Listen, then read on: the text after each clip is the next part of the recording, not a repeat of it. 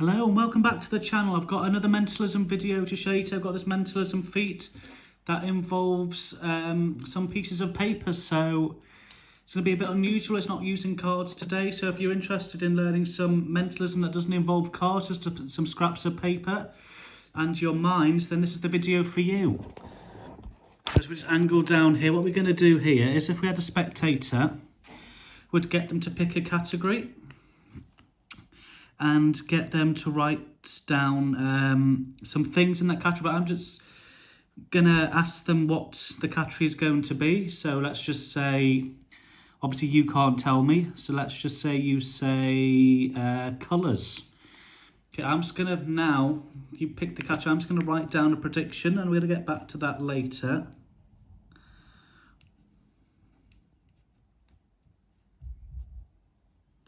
Yeah, I think that should work. Just going to leave this off to the side, okay, just so we'll come back to that later. In fact, what we'll do, we'll put it in here. We'll take these cards out and we'll keep this in view the whole time. Just so you know, I don't alter it. And just if you are new to the channel, please would you give a huge like to this video if you enjoy it, and also subscribe if you haven't done already. It really helps me, guys, and I've got a really great mentalism trick to show you. So today you've picked the category, you've decided to be colours. I've written down a prediction ahead of time. Now I just want you to write down some, just a couple of colours. There's as many as you can think of, and obviously you can't do that, so I'm just going to do it for you, but I'll show you that this will work.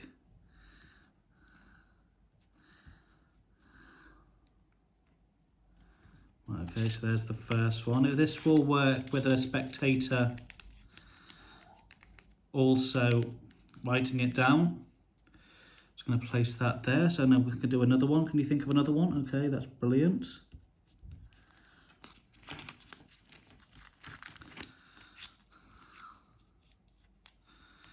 Okay, and then let's keep going. They can stop whenever they want, when they've thought of enough. So currently we've got 3 at the moment. It's a really great impromptu trick. Like I said, all you need is something to write on and a piece of paper. You don't always have to remember your cards. Let's see. Yeah, that's another one. And you can also get, if there's a few people watching this trick, they can also get involved too, so it's really interactive like that. And should we do 2 more? Can you think of 2 more? Okay. I'm running out of sticky pads here, or sticky notes, whatever you want to call them.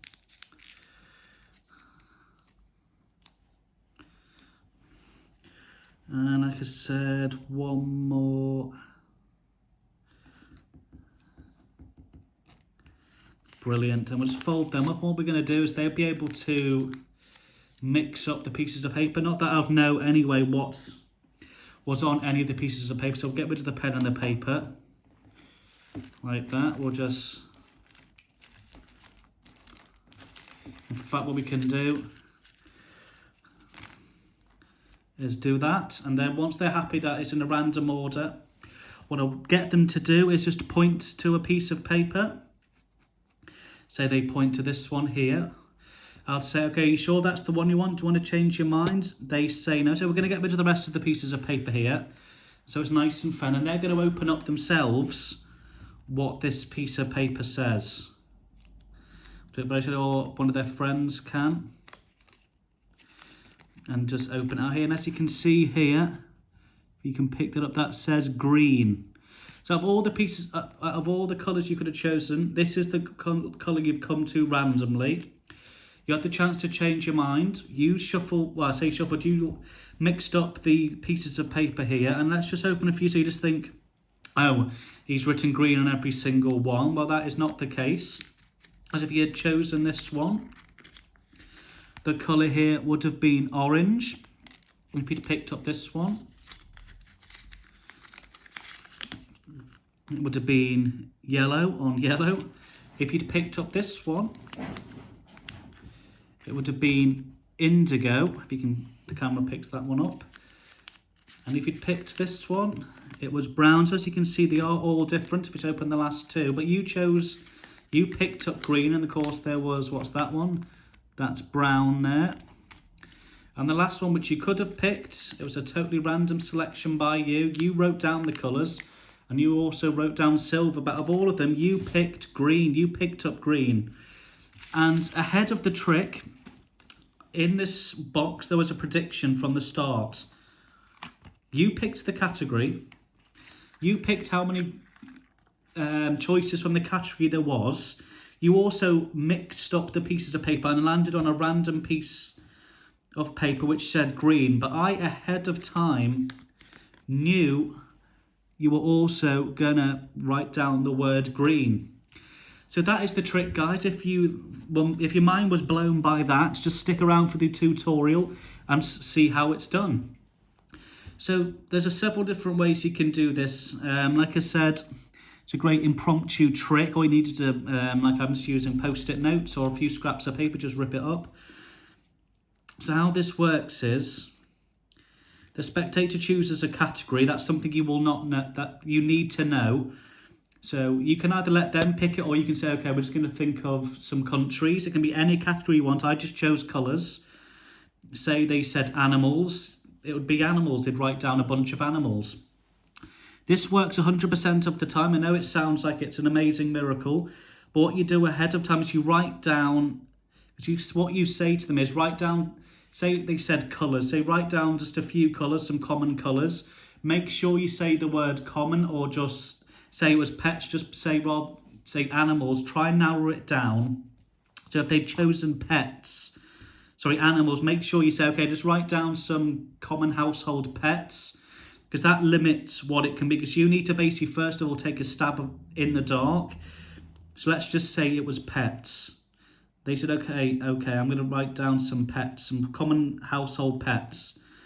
You would write down something you pretty much guarantee that a normal person would pick. If you know the person and you know they'll try and catch you out, try and choose something where there's only a few options which you can think of off the top, like colours. There's only a certain amount of colours someone can name when put on the spot. So I wrote down green because I thought that was quite a common colour someone would choose. If they were to write down, say, 6 or more colours, green would be one of them. Say it was pets, just to show you that it works differently. So I said, okay, think of some household pets. I'll write down dog, because that is a common household pet. A dog would probably come up if someone was to name them. So you do that and put that, say that's your prediction. And then I placed it in here because I didn't want you to get confused or to go off camera thinking that it was, I was doing something sneaky. I did it so you knew you saw it here the whole time. So I put that in the card box. If you do it this way, you can get someone to hold on to it, put it in their pocket, so you know the spectator is sure that they cannot, it cannot get tampered with. So then what you do is, once you've written down your prediction, go ahead, and it's very important that they write it down. So they'd be writing down, I don't know, like cat, then they would scrunch it up like you saw me do. They'd write down, dog, scrunch it up, then they'd write down hamster, guinea pig. And if it's household ones like pets or colours, the higher you say to name, the more likely your selection's going to be used. So with it being, we've written down dog, say, okay, write down as about 8 to 10 household pets, and of course dog will be written down. You won't know this, but you'd be pretty much certain that dog would come up, or cat. So that's what I would pick. If I was doing pets, I would do either cat, dog, or fish, because they're the most common. And once they've done that, so they've got loads of them written down, like so. What you do is you make sure you write them down. They name them, but you write them down, because you need to keep track of where your matches. So once you hear them say dog, hang on, say this one here was dog, so they've just written, see if they said, okay, name another one. They go, okay, dog, you write down dog. You need to find a way of being able to keep track of this piece of paper without it looking obvious. So say you've got a bunch here, like, you know, they've already said, you know, hamster, fish, you know, axolotl, whatever, horse, stuff like that. Once that's all like this, you need to make sure you can keep track of this one, which is dog. So you can either bend it in a different way, which they probably won't get onto, or once you place it down, just remember that's your selection. And when you go to mix them up, what you can do is, if there was a person here, you take your one in your hand, palm it like this, so you've always got control of it, and pick up a few and say, okay, you mix these up, and then you mix them up. I'll mix these, you mix these. You've got hold of your selection, and you're going like this. All the time you're doing this, you have this in some kind of finger palm, whichever's most comfy, and they're shaking it and dropping it here to make it look like it's random. You're doing the same. What you can do is, there's two ways of doing this, depending how confident you are. You can either drop them and keep hold of this so you know that this selection's going to be picked. So we'll do this one. We'll do it this way, then I'll show you the other way. So you've done this, and they probably won't get onto the fact that there's one less, unless they've counted. But it's most of the time, if you do it quick and you're talking to them, they'll forget how many selections there actually was there. You've got your one here, which matches the one that's in the box. And you go pick one, and they'll push you, unfortunately, get rid of it, and you get rid of all of them apart from one. And they think this is the one, so it's down to one. So then you say to them, out of all the selections, you've whittled it down to this one selection. I couldn't possibly have any influence on you choosing this one out of all these ones. And then what you do is, he said, you've got this one here. You could have picked up any of these ones, but you decided on this one. Then what you do is, you go, so look, you could have picked, you know, this one, and what you're doing is you're swapping it for this one. This is your selection. So what you've done here, I'll show you slow motion. From here, you've got this one finger palmed. You go, look, you could have picked, and you chose this one. You could have picked any of these ones here. You know, you could have picked this one. You've got it on top here. You then drop that one down in the pack, so you wouldn't even notice that now I've got the selection that matches this. This is the dog one. I placed the one they thought they were going to be opening up back in the pile from being here. So one more time, from here, you got your one concealed. Okay, so this is the one you've picked, yeah? So you could have picked any of these ones, you know, and you drop it down, but you decided, you know, to pick this one. And again, you've transferred it.